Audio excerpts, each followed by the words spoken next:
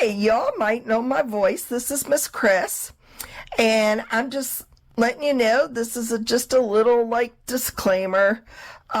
These nutrition safety quizzes are just to get you thinking about nutrition, about safety, keeping your family healthy and safe, might even give you some ideas on how to save a little money, that kind of thing. So you may be wondering where we got the information for these quizzes from, and some of it came from the CDC, and you can look it up at the cdc.gov, or from the USDA, and you can look it up at usda.gov, or from MyPlate, which will be myplate.gov. Also, some of this information just came from knowledge that I've gotten from my dad and my sister and myself. We have all worked in grocery stores. My sister and my dad worked in grocery stores. My sister still works in a grocery store. My dad worked in the warehouse of grocery stores all his life. So that's where all of the information came. There may be mistakes, and if so, we apologize for that. We're not trying to mislead anyone. We're not trying to put out any misinformation.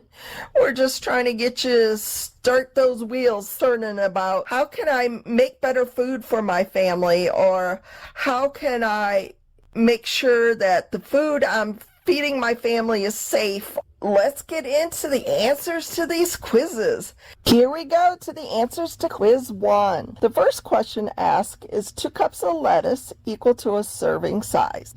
And the answer to that is actually true. So lettuce is, you can eat a lot of it at one time. The problem is not all lettuce is created equal. So a lot of people will grab the iceberg lettuce. And iceberg is just mostly water and some roughage. So when you're looking at lettuce, you may want to try to go for romaine or kale or spring mix, something like that, because it has a lot more vitamins and stuff in it that'll give you more nutrition for what you're eating. So you always want to look at the darker, leafier greens is what you want to look. Just remember, the darker it is, the more nutrition it has. Now, question 2 asks a serving size of meat. You may be surprised, a serving size of meat is only 4 ounces. So if you don't have a scale and you're trying to figure out, what size is actually 4 ounces? 4 ounces of meat, think about it if you're looking at a deck of cards. So the thickness of the deck of cards and the size of a deck of cards equals to about 4 ounces of meat. So if you don't have a scale, or you're out and about and trying to figure out what 4 ounces of meat looks like, just think, if you're looking at it and it looks like about the size of a deck of cards, you're good to go. That's about 4 ounces. Now, the third question asks about the serving size of a grape.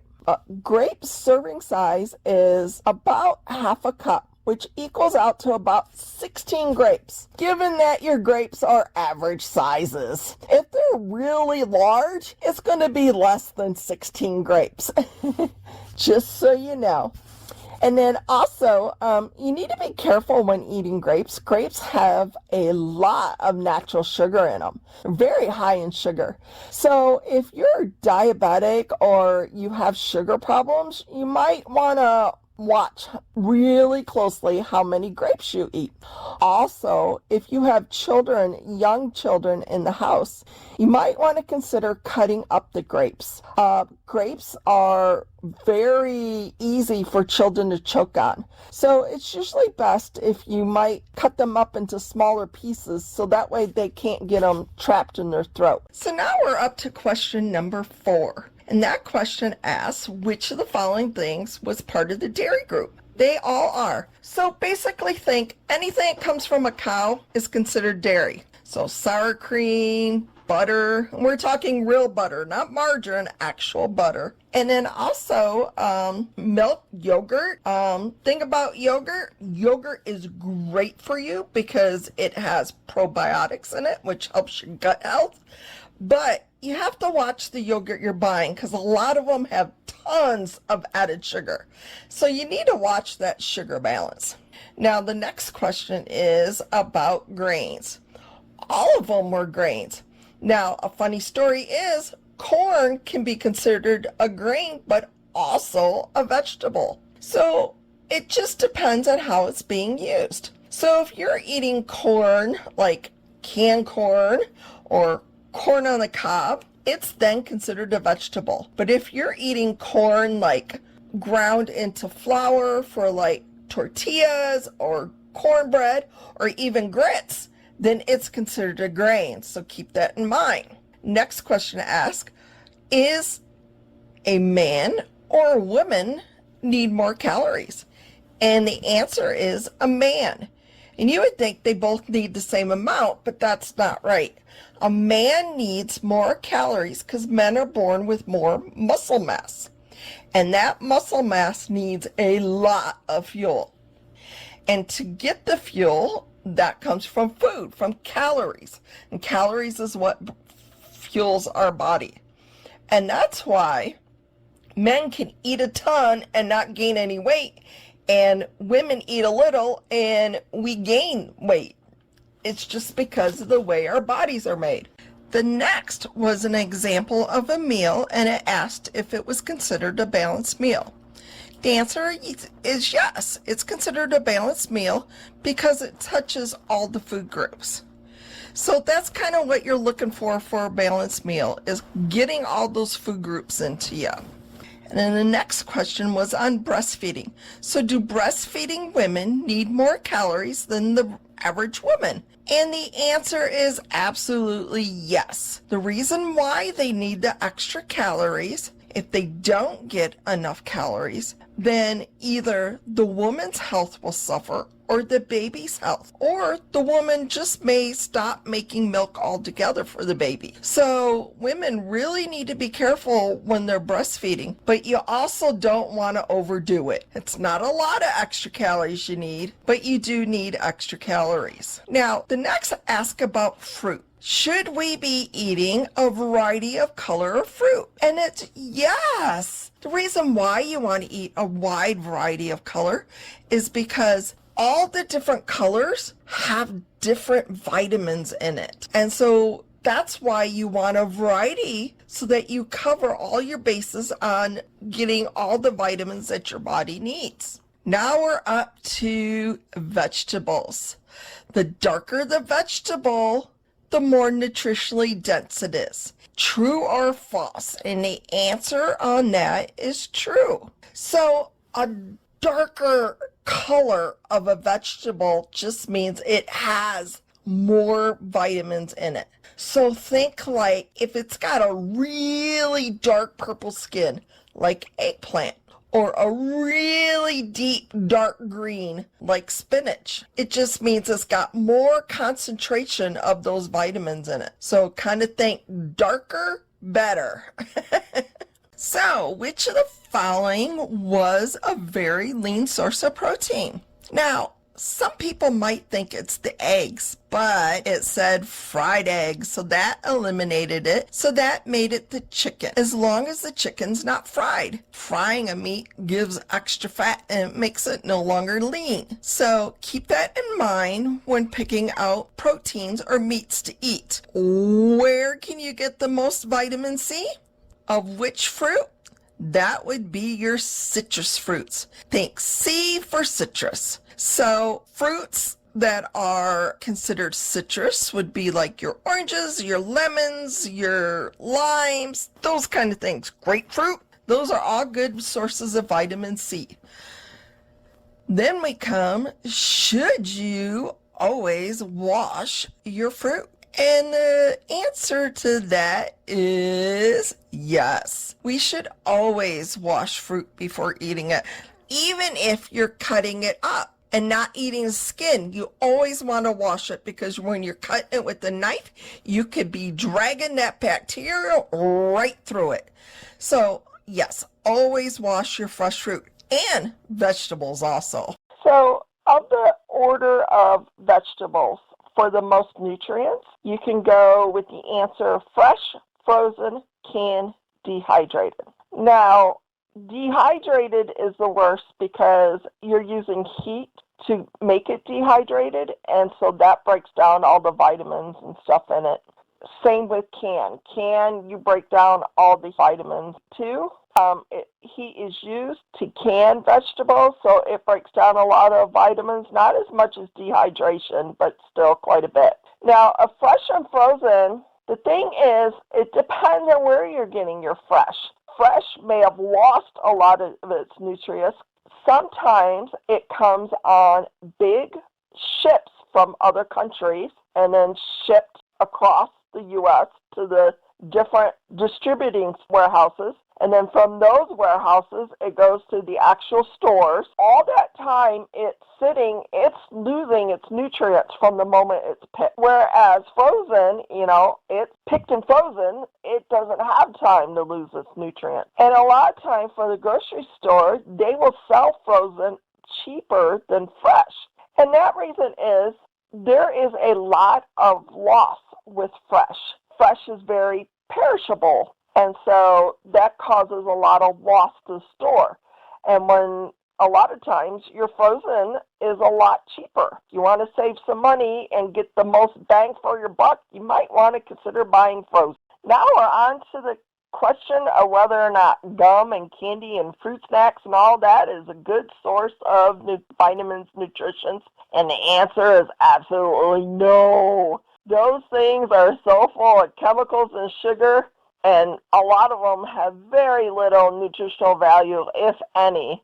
So you might want to stay away from all that kind of stuff. Now, depending on how old you are, you may have answered the food group question as 4 or 5. The answer is actually 5 now. So back when I was young, there was 4 food groups, and now there's 5. And the reason there's 5 now is because they split the category of fruit and vegetable. When I was growing up, fruits and vegetable was one food group, and then you had dairy, meat, and grains. So now it's been separated to one is fruit, one is vegetable, one is grain, and one is dairy, and one is meat. So they have been divided down now, so the answer to that question today is now 5. So the question of whether or not the USDA website for nutrition is myplate.gov, it is. Whereas it used to be we had a pyramid, today it's a plate that they use to show how much food you should be eating of what types of food. So instead of a pyramid, now it's a plate, and you can find that info at myplate.gov. The next question asked, are oils and fats a food group? And the answer is actually no. According to the USDA, these oils and fats do provide you with important nutrients such as unsaturated fats and vitamin E. These things are great for brain health and joint health, make your joints more lubricated. Choosing unsaturated fat in place of saturated fat can help reduce your risk of heart disease and improve quote-unquote good cholesterol levels. And then, according to the USDA, should half your plate be fruit and vegetable? And the answer to that is yes. According to the USDA, we now have a plate that we use. Half the plate would be, on one side of your plate would be a quarter of vegetable, a quarter of fruit, and then on the other side of the plate, it would be like 2/3 of grain and 1/3 of meat. So, and it all equals out to one whole plate then. So, and then they have a circle for the dairy because it's usually milk. But, as we found out earlier, a dairy is not always milk. So now here's one that might blow your mind. Is juice better than whole fruit? And the answer is no, juice is not better. The whole fruit is better. And let me explain why. The whole fruit is better because when you're eating the whole fruit, you're getting all the nutrition value that you need from that whole fruit.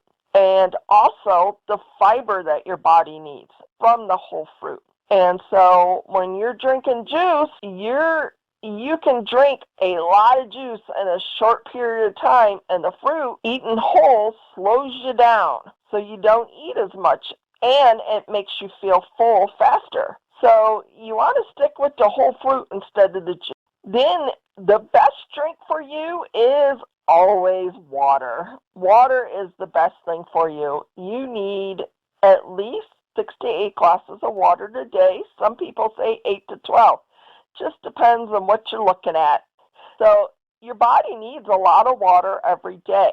Just to let you know, though, coffee and tea are actually very beneficial to you as long as you're not overindulging and you're not adding sugar and cream and all that kind of stuff. So you want to kind of keep that in mind. Now this one was kind of interesting.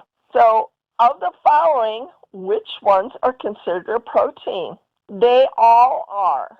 So when you look at it, you're thinking, cheese is a protein? Yes, if it is a hard cheese. We're not talking American cheese slices. We're talking hard cheeses like cheddar, Colby, stuff like that. Those are full of protein. And then also, you're thinking rice and beans is a protein? Only if they're eaten together. If you eat rice separately and you eat beans separately, that doesn't make a protein. You have to have the rice and beans together to make a protein. Now this also may blow your mind. What is good sources of fats and oils? So on that list we had butter, olive oil, coconut oil, avocados, and grapeseed oil. They all are great sources of fats and oils. Now, you need those for brain health. You also need fats and oils for your joints to keep them like lubricated and stuff. And so, but you want to watch what kind of fats you're getting. So there are some good fats, and I don't like to call them bad fats. They're just not beneficial fats. Really good sources. So avocados are full of fat. So that's why you'll see like a lot of vegans and vegetarians will eat avocados or coconuts because coconut has a lot of actual fat in it. But also butter.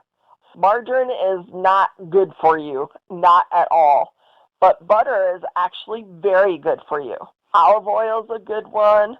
Grapeseed oil is a good one. There are some other ones too. So you want to kind of keep an eye on what kind of fats you're getting so that you're getting good sources of fats because your body needs that, especially your brain. So have a good day. And that was the last question. You have completed all the answers. So now you need to take the test again and see if you improve. You have an awesome day. And